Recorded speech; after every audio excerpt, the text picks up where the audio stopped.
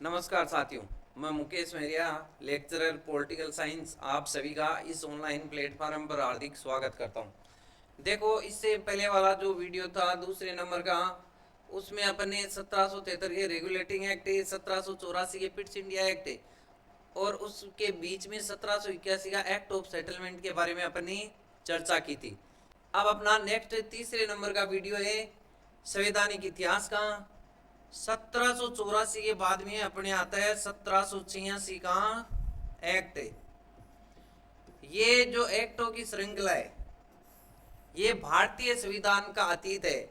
भारतीय संविधान में जितनी भी बातें वो कहीं न कहीं इनसे होकर के 1935 तक के अधिनियम में जाने के बाद और संविधान सभा के बाद वो चीजें तैयार की जाती हैं। तो देखो, 1786 का जो एक्ट है इसमें दो ही बातें हैं केवल, और वो उनको अपन प्रावधान ने बोल करके और उन्हें अपन शर्त बोलेंगे। होता क्या है कि लॉर्ड कॉर्नवालिस को उस समय गवर्नर जनरल बनाया जाता है। आपने देखा था ना कि गवर्नर जनरल का पद 1773 के रेगुलेटिंग एक्ट के अंतर्गत आया था। तो लॉर्ड कॉर्नवालिस को बोला जाता है कि आप भारत में जाइए और वहां पे आपको गवर्नर जनरल बनाया जाता है। तो कॉर्नवालिस ने कहा कि मैं तभी भारत में जाऊंगा जब आप मेरी दो शर्तों को मानोगे। तो देखो, वो दो शर्त कौन कौन सी हैं। एक शर्त तो ये है कि गवर्नर जनरल की जो परिषद होगी और उस परिषद के द्वारा जो भी निर्णय लिया जाएगा, परिषद के सदस्य जो भी निर्णय लेंगे उस निर्णय को निरस्त करने की शक्ति, उस निर्णय को निरस्त करने की शक्ति किसके पास होनी चाहिए? गवर्नर जनरल के पास ही होनी चाहिए। Governor general. देखो ये बात किस प्रकार से कि इसने कहा कि भाई यदि गवर्नर जनरल की परिषद के सदस्य किसी भी प्रकार की विधि से संबंधित कोई निर्णय लेते हैं तो उस निर्णय को निरस्त करने की शक्ति गवर्नर जनरल को दी जाए। कहने का मतलब ये लॉर्ड कॉर्नवालिस बोल रहे कि मेरे को खुद को दी जाए और वहां पे विशेष परिस्थितियों में मैं अपने निर्णय को लागू करूंगा। कहने का मतलब ये हो गया कि गवर्नर जनरल को ये पावर दिया गया है कि वह परिषद के निर्णय को भी बदल सकता है, उसको निरस्त कर सकता है। दूसरी बात ये जो 1786 के एक्ट के अंतर्गत थी कि इन्होंने कहा कि जो सेना है इस सेना का प्रधान सेनापति, प्रधान सेनापति ये किसे बनाए जाए? गवर्नर जनरल को। देखो भाई, यहाँ पे ये बताया गया है कि मैं इस शर्त पे वहां पे गवर्नर जनरल बनूंगा यदि ब्रिटिश संसद मेरे को सेना के सारे अधिकार देती है।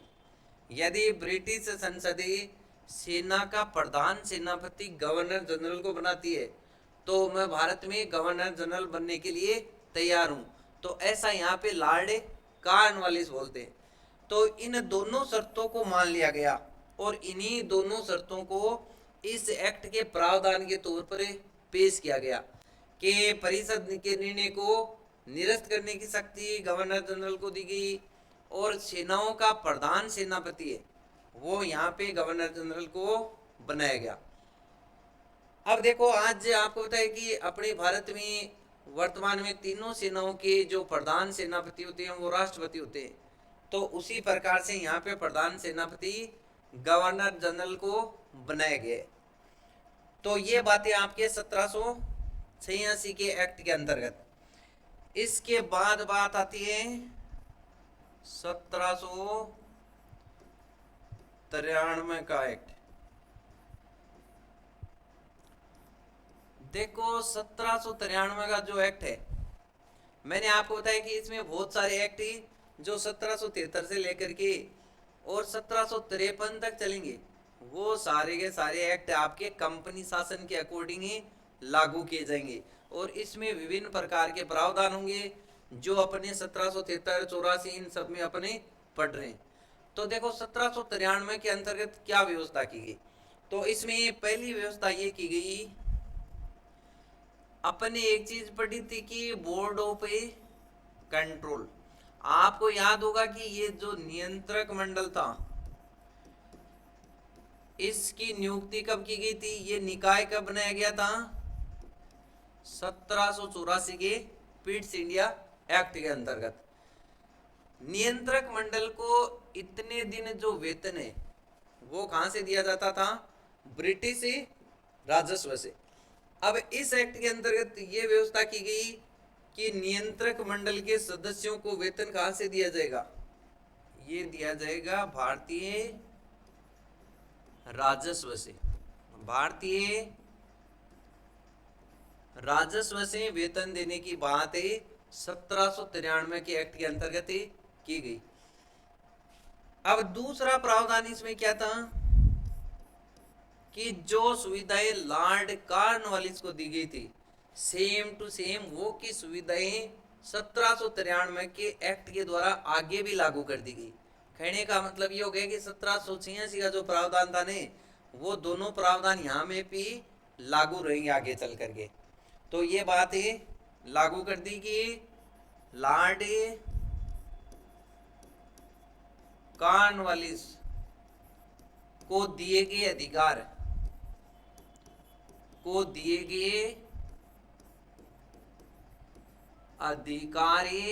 आगे भी जारी रहेंगे, आगे भी वो चीज क्या है, जारी रहेगी। तीसरे नंबर पे यहाँ पे बात यह आई कि गवर्नर जनरल की जो परिषद है, जो भी विधि बनाती है, जो भी कानून बनाती है, उसकी व्याख्या करने की जो शक्ति है वो उच्चतम न्यायालय को दी गई। उच्चतम न्यायालय को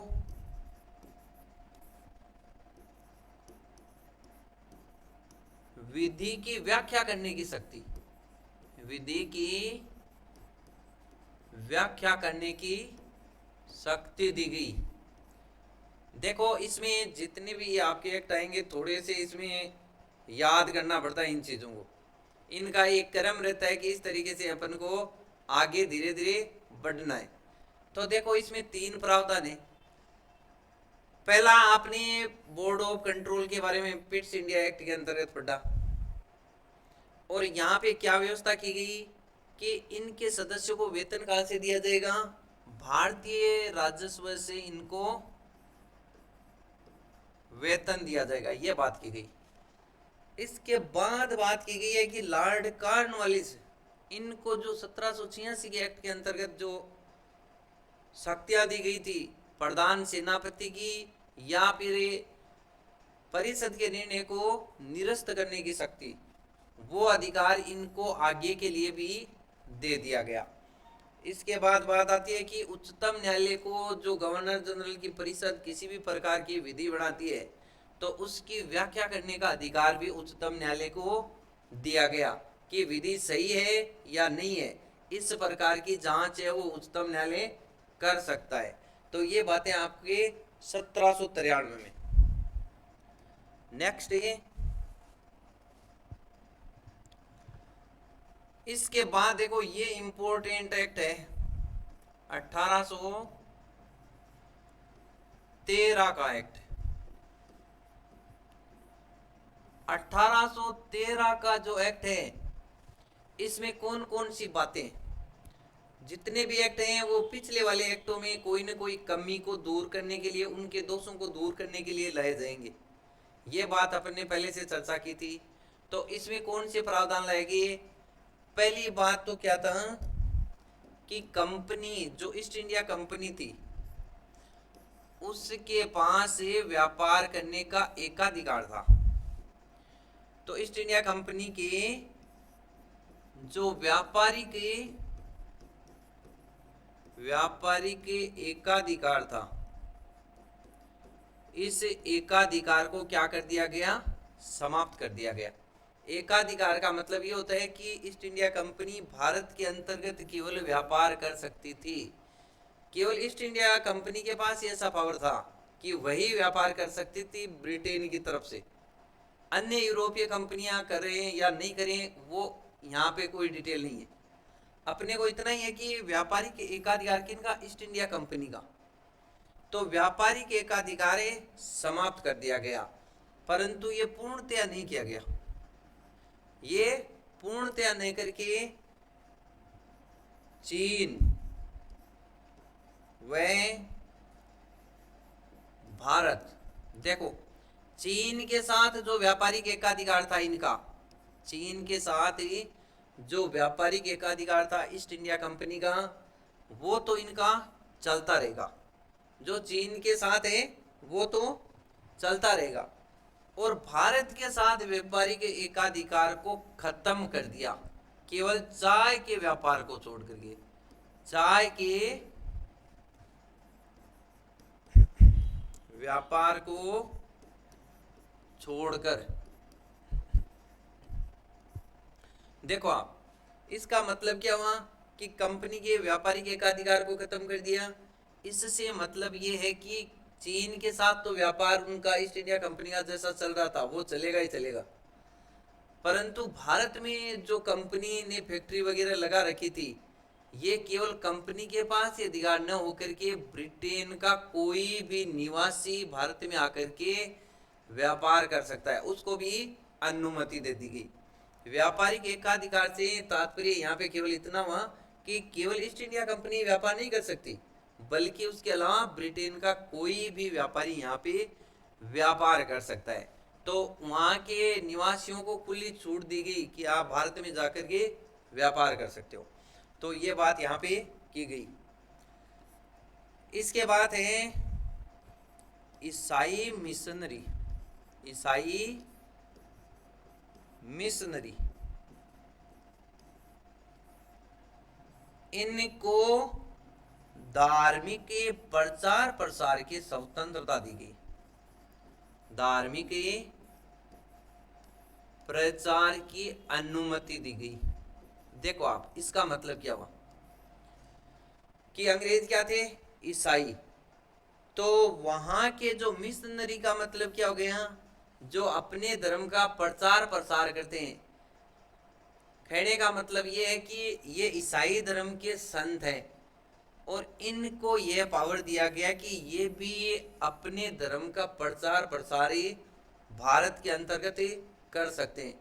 ये इन लोगों ने क्या किया कि जो हॉस्पिटल थी, कॉलेज थी, स्कूल थी, वहाँ पे जाकर के ईसाई धर्म का खूब प्रचार प्रसार किया। तो यह छूट किसके अधीन दी गई थी, 1813 के एक्ट के द्वारा। तो ये भी अपने को थोड़ा सा इसमें ध्यान रखना है। इसके बाद तीसरे नंबर पे बात आती है कि इसका तीसरा प्रावधान क्या है, तो वहां के जो स्थानीय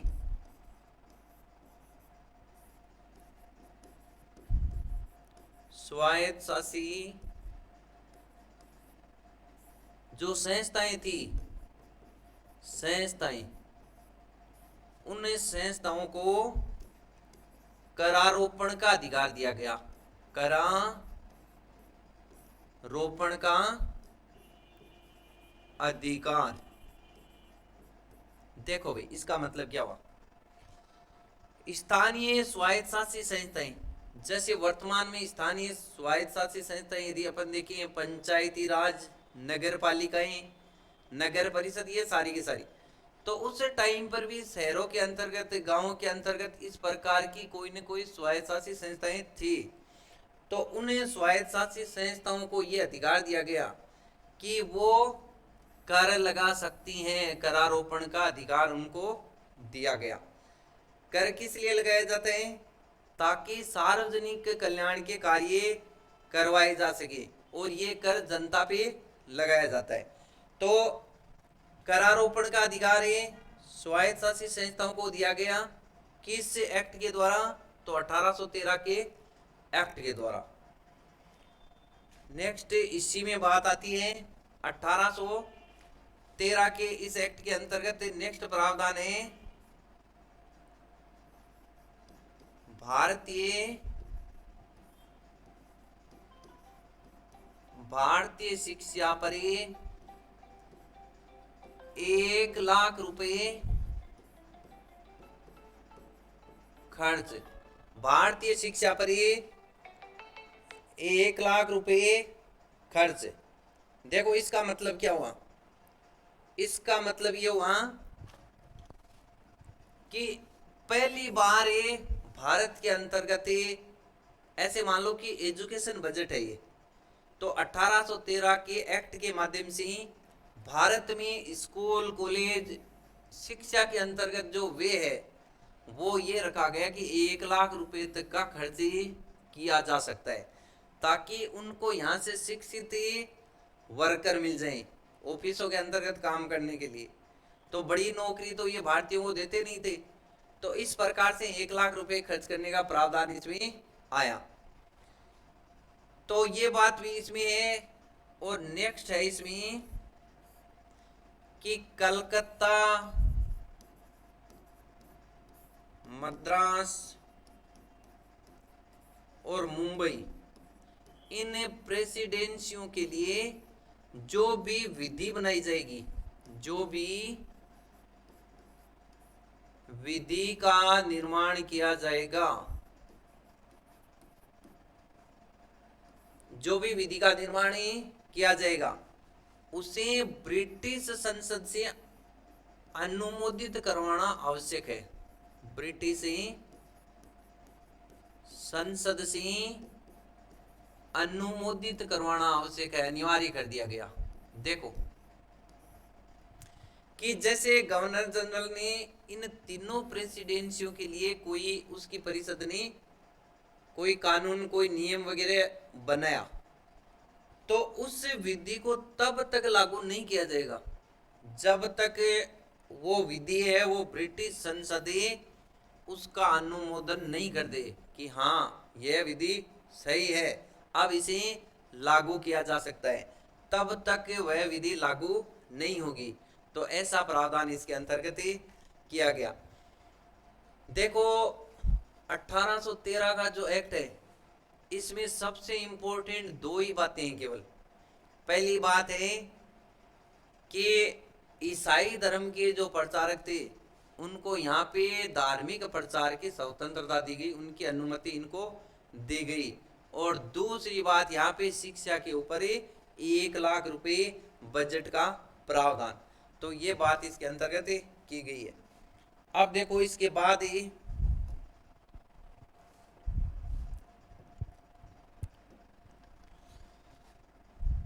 अब बात आती है आपकी 1833 का एक्ट। 1833 और 1853 ये बहुत ही ज्यादा इंपॉर्टेंट एक्ट है।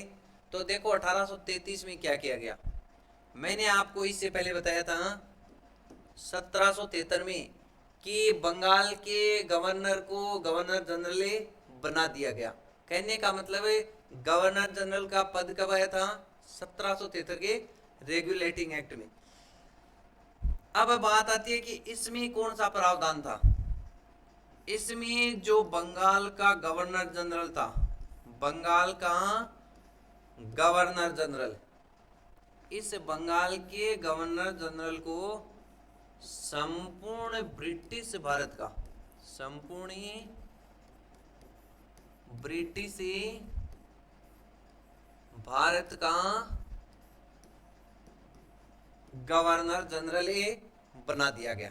देखो जो बंगाल का गवर्नर था, गवर्नर जनरल कौन था, वारेन हेस्टिंग्स पहला। तो बंगाल के गवर्नर जनरल को यहाँ पे संपूर्ण ब्रिटिश भारत का गवर्नर जनरल बना दिया गया। और इस एक्ट के समय किसे बनाया गया, जो बंगाल का उस टाइम पे गवर्नर जनरल था उसका नाम है विलियम बेटिंग।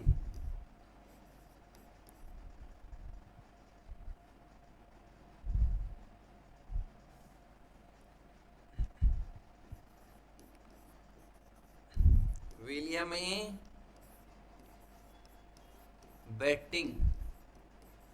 देखो आप यहाँ पे विलियम बेटिंग को पूरे भारत का मतलब यहाँ पे ब्रिटिश भारत से है, जहाँ पे ब्रिटिश साम्राज्य स्थापित था। तो ब्रिटिश साम्राज्य के अंतर्गत, ब्रिटिश भारत के अंतर्गत विलियम बेंटिंक भारत के प्रथम गवर्नर जनरल बने थे। और भारत के अंतिम गवर्नर जनरल की बात करें तो थे लॉर्ड माउंटबेटन। और स्वतंत्र भारत के प्रथम गवर्नर जनरल तो वो भी लॉर्ड माउंटबेटन।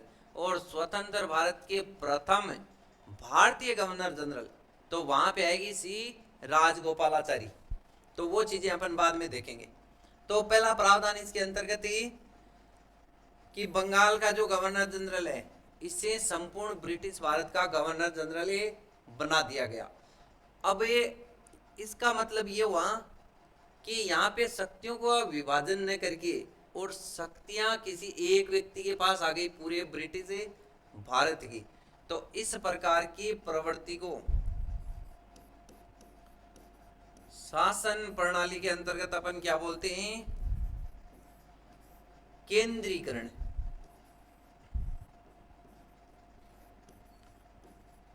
केंद्रीकरण। देखो आप, इसका मतलब ये हुआ कि भारत के अंतर्गत ही केंद्रीकरण की प्रवृत्ति यहीं से प्रारंभ होती है। केंद्रीकरण का मतलब ये हुआ, एक तो देखो केंद्रीकरण होता है सत्ता का, और एक होता है विकेंद्रीकरण। यदि सत्ता में सारे के सारे पावर किसी एक व्यक्ति के पास है तो वो है केंद्रीकरण, और यदि शक्तियों का डिवाइडेशन कर दें तो वो चीज क्या है? विकेंद्रीकरण है। तो मैंने आपको बताया कि पूरे भारत का ही गवर्नर जनरल बना दिया, इसका मतलब पावर किसी एक व्यक्ति के पास आ गया। तो इस स्थिति को अपन क्या बोलेंगे? केंद्रीकरण की स्थिति। तो ये केंद्रीकरण की प्रक्रिया कहां से प्रारंभ होती है? तो वो होती है आपके 1833 के एक्ट से। इसके बाद नेक्स्ट अपन बात करते हैं कि ये जो गवर्नर जनरल है वो किसी भी प्रकार की विधि बनाता है प्रेसिडेंशियो से संबंधित, तो उस विधि के निर्माण होने के बाद यदि विधि ऐसा लगे कि ये सही नहीं है तो इस विधि को अस्वीकृत करने का अधिकार किसके पास है? Board of control. देखो आप कि संपूर्ण ब्रिटिश भारत का जो गवर्नर जनरल और उसकी परिषद जब विधि का निर्माण कर लिया तो उस विधि को अस्वीकृत करने का अधिकार किसके पास है? बोर्ड ऑफ कंट्रोल के पास। ये नियंत्रक मंडल जो कहाँ पे बैठता है? लंदन में। तो इनके पास ऐसा पावर है कि वो इनकी विधि को निरस्त कर सकता है। तो ये बात भी यहाँ पे बताई गई है। कहने का मतलब बोर्ड ऑफ कंट्रोल के पास हो गई विटो पावर की शक्ति। अब इसके बाद अपन बात करते हैं नेक्स्ट। अब देखो 1833 का जो एक्ट है, इसी के दौरान ही गवर्नर जनरल की जो काउंसिल थी, जो परिषद थी, इस परिषद के अंतर्गत मैंने बताया पहले 4 सदस्य थे, फिर 3 हो गए, अब एक सदस्य और वापस बनाया जाता है, मतलब वापस 4 कर रहे हैं। तो एक सदस्य की नियुक्ति की गई यहाँ पे विधि सदस्य के रूप में। गवर्नर जनरल की परिषद के अंतर्गत ही एक विधि सदस्य बनाया गया जो कानून का ज्ञाता हो, उस व्यक्ति को यहाँ पे बनाया गया। और वो कौन था? प्रथम विधि सदस्य लॉर्ड मैकाले। Lord Macaulay. देखो गवर्नर जनरल की परिषद में एक विधि सदस्य बनाया गया, और ये विधि सदस्य पहला किसको बनाया गया था? लॉर्ड मैकाले को, जो भारत के अंतर्गत आधुनिक शिक्षा का जनक माना जाता है, जन्मदाता माना जाता है। इसके बाद अपन बात करते हैं, मैंने आपको इससे पहले वाले में अपने 1793 के अंतर्गत देखा, जो 1813 के अंतर्गत 1813 में अपन ने ये देखा कि कंपनी के व्यापारिक एकाधिकार को समाप्त कर दिया, चीन और भारत के चाय के व्यापार को छोड़ करके। यहाँ पे कंपनी का जो भी व्यापारिक अधिकार था चीन का और भारत में चाय के व्यापार को भी शामिल करते हुए पूर्ण व्यापारिक अधिकार को समाप्त कर दिया। व्यापारिक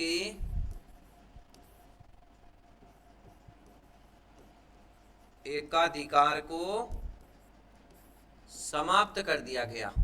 देखो, यदि आपसे पूछा जाए कि ईस्ट इंडिया कंपनी के व्यापारिक एकाधिकार को किस एक्ट के अंतर्गत पूर्णतः समाप्त कर दिया गया, तो वो आपके उत्तर आएगा 1833 का एक्ट।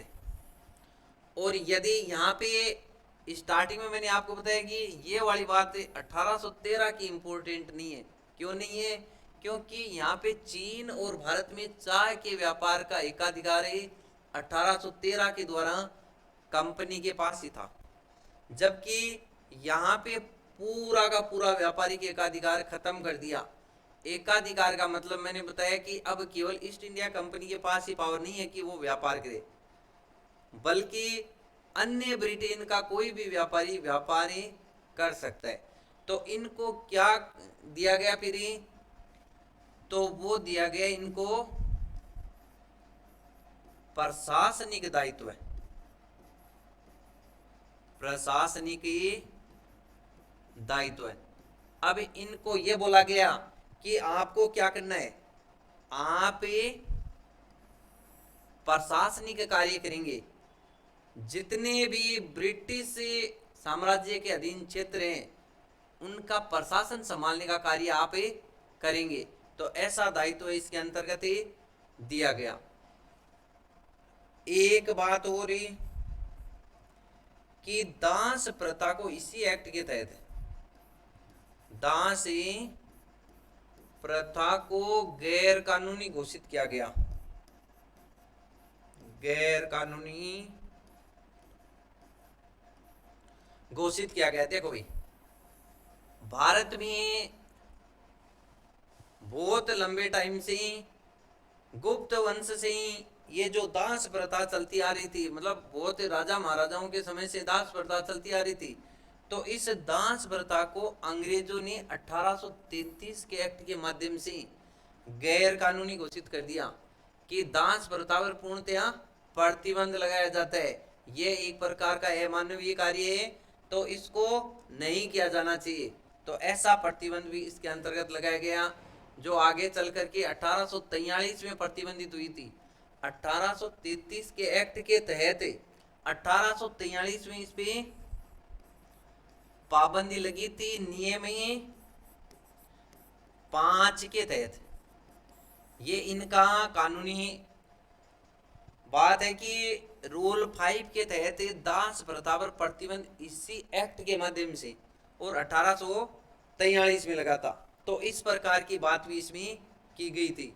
और गवर्नर जनरल को साथ में ये भी बोला गया कि पूरा का पूरा जो ब्रिटिश भारत है उसके लिए एक बजट तैयार किया जाए। बजट तैयार करने की बात भी इसमें बोली गई है। देखो इसमें कौन कौन सी बात आई 1833 के एक्ट के अंतर्गत। पहली बात आई कि बंगाल का जो गवर्नर जनरल था उसे संपूर्ण ब्रिटिश भारत का गवर्नर जनरल बना दिया गया। अब गवर्नर जनरल की जो परिषद थी उसे परिषद में एक विधि सदस्य की नियुक्ति की गई और वो कौन था? Lord Macaulay. इसके बाद ये कंपनी का जो व्यापारिक एकाधिकार था वो चाइना वाला और भारत के चाय के व्यापार को इनको शामिल करते हुए सारा का सारा समाप्त कर दिया और इन्हें कहा कि अब आप प्रशासनिक कार्य करेंगे और आपके दास प्रथा से संबंधित और एक आपके कि गवर्नर जनरल की जो परिषद है इस परिषद के माध्यम से संपूर्ण ब्रिटिश भारत के लिए एक बजट तैयार किया जाएगा कि आप किन क्षेत्र में किस प्रकार से कार्य करोगे, किस प्रकार के पैसे कहाँ पे लगाने हैं। तो वो सारी की सारी व्यवस्था आपके 1833 के अंतर्गत की गई। कहने का मतलब बजट जैसा शब्द है, वो आपके 1833 में आए। तो इस प्रकार से अब देखो नेक्स्ट, इसके बाद अपन चर्चा करते हैं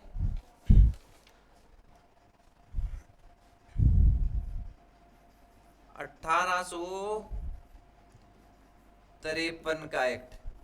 1853 का एक्ट देखो, 1853 का जो एक्ट है, मैंने आपको बताया 1773 से लेकर के 1853 तक, ये 1853 का एक्ट की श्रृंखला के अंतर्गत अंतिम एक्ट है, अंतिम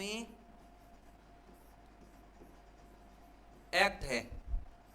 मतलब इसके बाद ये कंपनी शासन का अंत हो जाएगा 1858 के अंतर्गत है, और ये एक्ट कंपनी शासन में लास्ट का एक्ट है।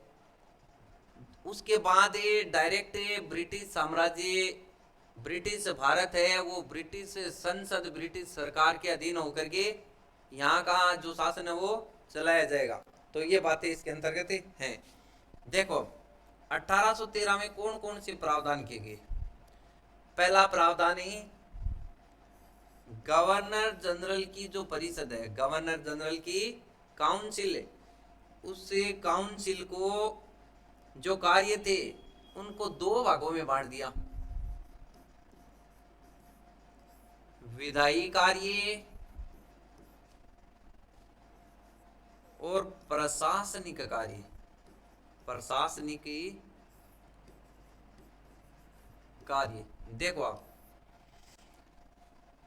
जो गवर्नर जनरल की परिषद थी, इस परिषद के कार्यों को दो भागों में बांट दिया। इसका मतलब ये हुआ कि पहले भारत के अंतर्गत यह परिषद ही तो कानून का निर्माण करती, विधि का निर्माण करती और यही उनको लागू करवाती।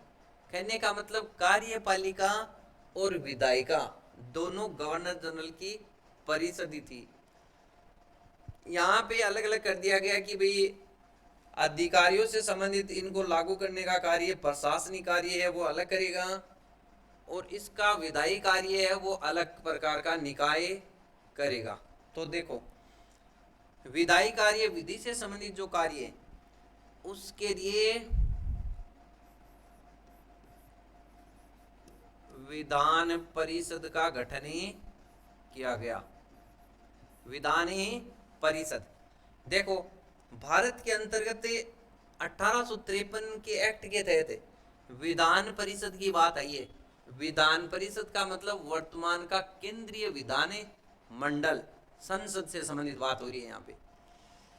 इस विधान परिषद के अंतर्गत ही कुल मिलाकर के 12 सदस्य होंगे। कुल मिलाकर के कितने सदस्य होंगे? 12 सदस्य होंगे। और ये 12 सदस्य कौन कौन से होंगे तो देखो बताऊं मैं आपको। एक तो हो गया आपके गवर्नर जनरल, और एक यहाँ पे प्रशासनिक कार्य से संबंधित बनाया गया था व्यक्ति लेफ्टिनेंट गवर्नर। देखो ये 12 सदस्य कौन से? एक तो गवर्नर जनरल खुद हो गया, एक लेफ्टिनेंट गवर्नर हो गया, और 4 आपके जो गवर्नर जनरल की परिषद थी उसमें 4 सदस्य, 4 सदस्य, एक विधि सदस्य हो गया ना, 3 पहले थे, एक विधि सदस्य और बन गया, तो 4 सदस्य। ये कुल मिलाकर के यहाँ पे हो गए 6, और 6 इनकी हेल्प करने के लिए और बने थे। कहने का मतलब 6 तो ये हो गए, ये कुल 12, ये 6 सदस्यों को मिलाकर के और किया गया। ये 6 सदस्यों को बोला गया सभासद। सभासद, सभासद से हमारा मतलब यहाँ पे है कि जो प्रांत थे उन प्रांतों से ये लोग लिए गए। अब यहाँ पे बहुत ज्यादा इंपॉर्टेंट बात है, वो ये है कि इन सभासदों में से पहली बार, इन सभासदों में से 4 सदस्य पहली बार क्षेत्रीय परिषद से लिए गए, क्षेत्रीय परिषद से लिए गए। देखो इसका मतलब ये हुआ कि अब तक ये गवर्नर जनरल की परिषद थी, उसमें सारे के सारे व्यक्ति सम्राट के द्वारा क्या थे, मनोनीत किए हुए व्यक्ति थे। अब यहाँ पर पहली बार है कि भारत के अंतर्गत ये 4 सदस्य प्रांतीय जो परिषद थी, कहने का मतलब क्षेत्रीय जो परिषद है उसको पहली बार यहाँ पे महत्व दिया गया है। और ये 4 सदस्य क्षेत्रीय परिषद से या प्रांतीय परिषद से आए, वो कहाँ कहाँ से आए थे, तो वो देखो मैं बताऊँ आपको। एक तो मुंबई से, एक मद्रास से, एक बंगाल है, और एक आया आगरा से। ये शायद आपके समझ में कम आया होगा। यहाँ पे देखो क्या है कि गवर्नर जनरल की परिषद, और उस परिषद को 2 प्रकार के कार्यों में डिवाइड कर दिया। पहले क्या था कि विधायी कार्य और प्रशासनिक कार्य ये गवर्नर जनरल की जो परिषद थी वो ही करती थी। अब यहाँ पे इनको क्या किया गया कि विधायी कार्य और आपके प्रशासनिक कार्य, इन दोनों को क्या कर दिया, डिवाइड कर दिया। और डिवाइड करके विधायी कार्य तो दे दिए विधान परिषद को, और प्रशासनिक कार्य के लिए लेफ्टिनेंट गवर्नर बना दिया। अब विधान परिषद में कुल मिलाकर के 12 सदस्य, 6 तो गवर्नर जनरल की परिषद है, गवर्नर खुद है और लेफ्टिनेंट गवर्नर, तो 6 तो हो गए यहाँ पे। और 6 सदस्य सभासद बनाए गए, जिनमें से 4 क्षेत्रीय स्थानों से लिए गए थे। और वो क्षेत्रीय स्थान कौन से थे, मुंबई है, मद्रास है, बंगाल है, आगरा है, यहाँ से लिए गए थे। तो 2 सदस्य और बचे, तो एक तो कलकत्ता जो उच्चतम न्यायालय था उसका मुख्य न्यायाधीश, और एक बंगाल का प्रांतीय न्यायाधीश, इनको मिलाकर के कुल 6 कैंडिडेट हुए यहाँ पे। तो इस प्रकार से गवर्नर जनरल की जो परिषद थी उसको 2 भागों में यहाँ पे डिवाइड किया गया है। इसके बाद अपन बात करते हैं कि गवर्नर जनरल के द्वारा जो भी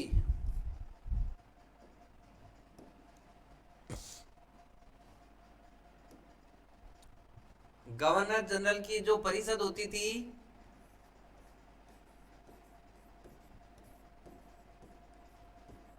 इस परिषद के माध्यम से जितने भी निर्णय लिए जाते विधि से संबंधित, वो सारे के सारे निर्णय पूरे भारत के लिए संपूर्ण ब्रिटिश भारत के लिए लागू होते, संपूर्ण ब्रिटिश भारत के लिए लागू होते। इसके बाद बात आती है कि पहली बार यहाँ पे गवर्नर जनरल को ये पावर दिया गया कि वह विधि आयोग की स्थापना कर सकता है। विधि आयोग की स्थापना, देखो विधि आयोग की भारत में स्थापना का प्रावधान है पहली बार 1853 के एक्ट के अंतर्गत आता है। देखो विधि आयोग गवर्नर जनरल को ये पावर दिया गया कि वो ऐसा उचित समझे कि कानून है, विधि है, उस पर नियंत्रण स्थापित करने के लिए, उसको नियंत्रित करने के लिए विधि आयोग का गठन कर सकता है। और भारत में पहला विधि आयोग बना, उसका अध्यक्ष इसे बनाया गया था लॉर्ड मैकाले को। इसके बाद अपन बात करते हैं कि विधि आयोग की स्थापना हो गई। इसके बाद बात आई कि भारत के अंतर्गत ये कंपनी शासन, कंपनी शासन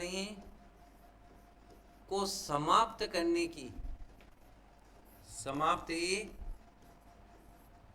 करने की शक्ति या अधिकार किसको दिया गया, गवर्नर जनरल को, गवर्नर जनरल।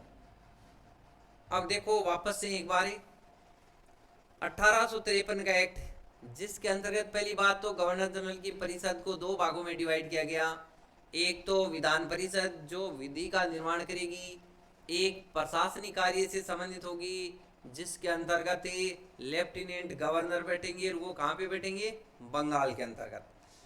इसके बाद अपन ने देखा कि इसके अंतर्गत विधि आयोग की स्थापना का प्रावधान था, और इसमें कंपनी के शासन को समाप्त करने से संबंधित प्रावधान भी था। और इसमें एक चीज और है कि पहली बार कंपनी में कर्मचारियों की नियुक्ति करने के लिए, कंपनी में कर्मचारियों की नियुक्ति करने के लिए, कर्मचारियों की नियुक्ति के लिए पहली बार क्या होगा, खुली प्रतियोगिता का आयोजन, खुली प्रतियोगिता का आयोजन।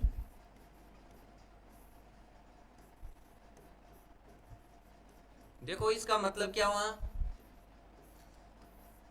इसका मतलब यह हुआ कि अब तक जो कंपनी में जितने भी अंग्रेज अधिकारी नियुक्त किए जाते थे वो किन के माध्यम से किए जाते थे, उनको मनोनीत किया जाता था ब्रिटिश संसद के माध्यम से, और वो बोर्ड ऑफ डायरेक्टर करते थे।